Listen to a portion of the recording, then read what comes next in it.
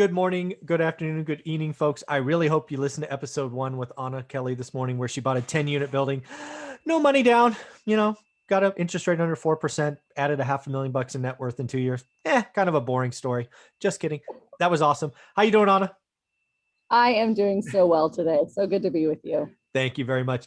One of the quotes that I really, I put to your name, right? When I say it, I say Anna Kelly brings this to me, is one I want to make episode number 2 about, because I don't think people understand the subtle power in it. I think they gloss over it, and I think they need to sit back and think about it. And that is, and I will try to say it correctly, is master your money so your money doesn't master you.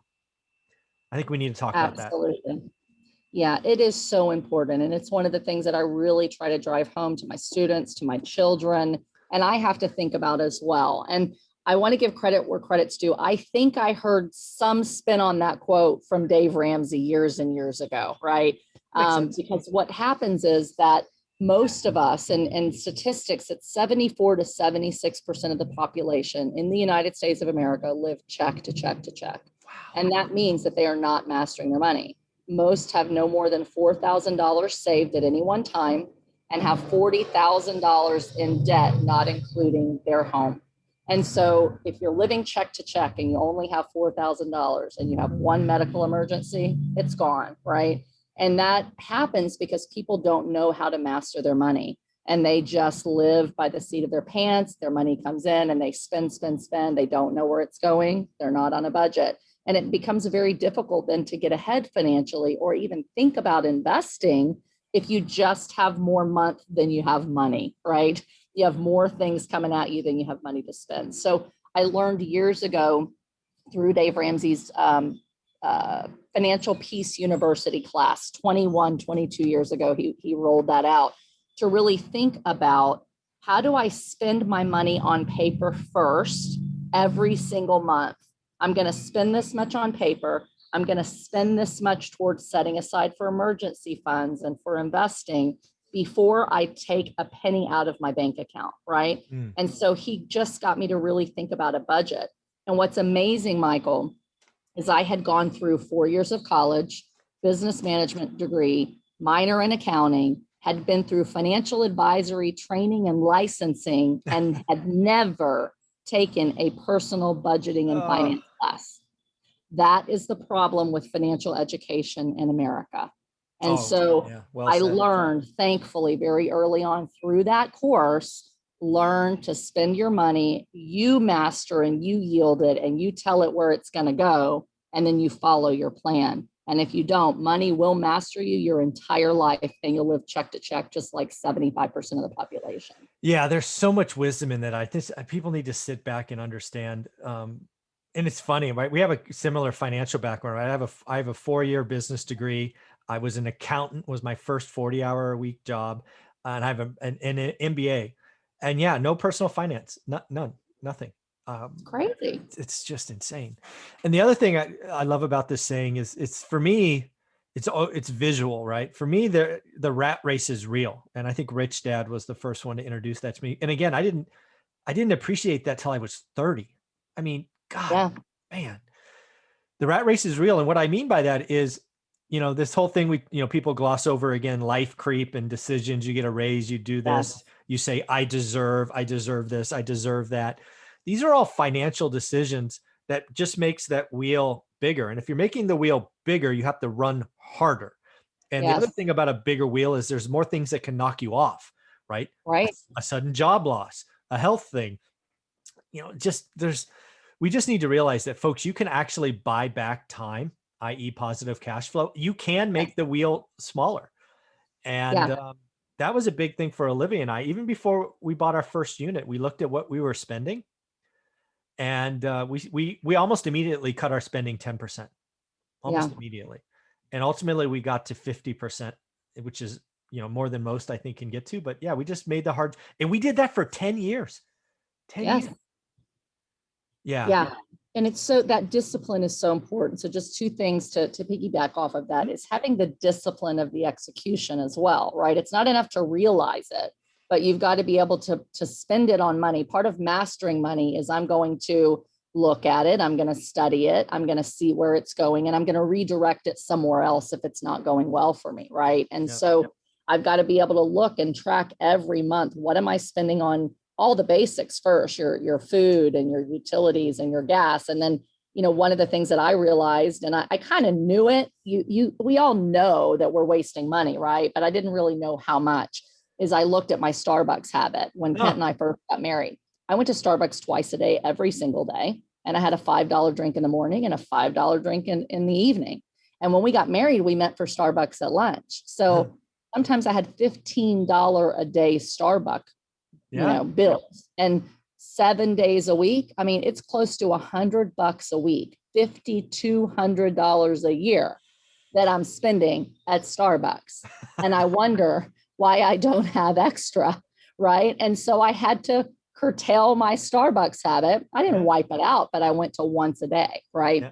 And so it's things like that, those small daily decisions that you have to see it on paper to realize the wow of what you're really spending, and they get disciplined in executing that. So we pulled back to where we put ourselves on a $50 a week per person budget. Nice. I could only spend $50 of discretionary spending on food or eating out or coffee or whatever, and he could only do the same. And we lived on one income for 5 years, one income, while we paid off his school loan. No, 7 years while we paid off his school loan.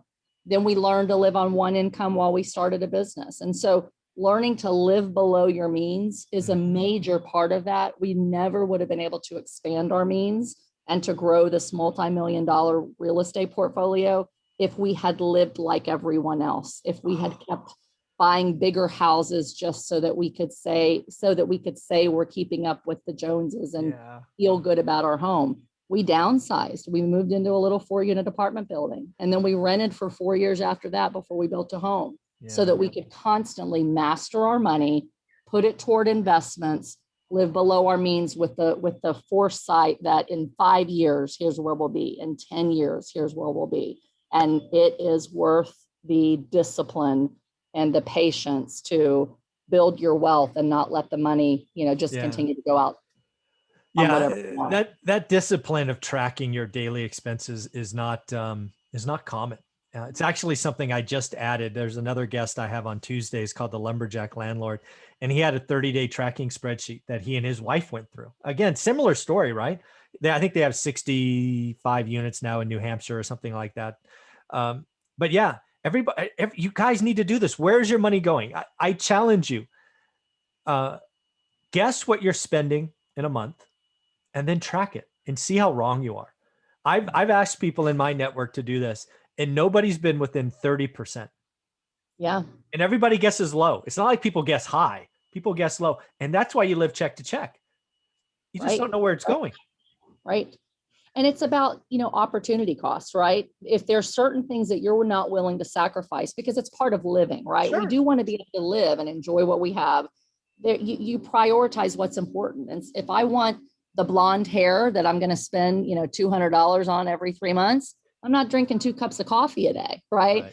So it's like, I've got to make those choices of, I'm going to live a little, I'm going to enjoy things. I'm not just going to, be a slave to the job and always be poor and always live so below my means that I can't enjoy it. But I've got to learn to prioritize, right? And so the art of that kind of delayed gratification, what do I want now? What am I willing to delay, to build something better is super important. But 2 other things real quick that I think just can't go without saying is, one, if you don't master your money now and you want to be a real estate investor, it's just going to exacerbate the financial strain that you're under, right? Because you've got to manage the income and the expenses from your property. And I've seen a lot of landlords that get in and they almost lose everything because they're just, every time something goes wrong, they buy something brand new, or they redo a property and they redo it like they're going to live in it, granite.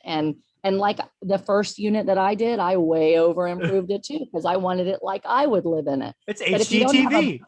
Exactly. But if you don't have a budget and a financial plan and understand that here's where my inflows are coming and I have to keep my outflows to here, you're going to then have your own personal financial mess. You're going to have a financial mess with your property. And as you start to scale, you'll create so much stress and overwhelm for yourself because it's too tight all the time. So Mhm. if you want to grow a real estate portfolio, you have to learn to budget and stick with the budget for your own portfolio and your real estate.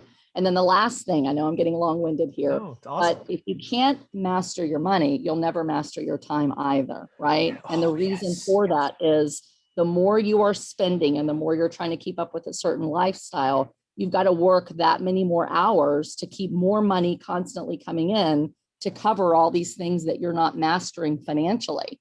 And so you become a slave to a slave of your money and a slave of your time into, just discretionary spending, really, and not really understanding what you're doing.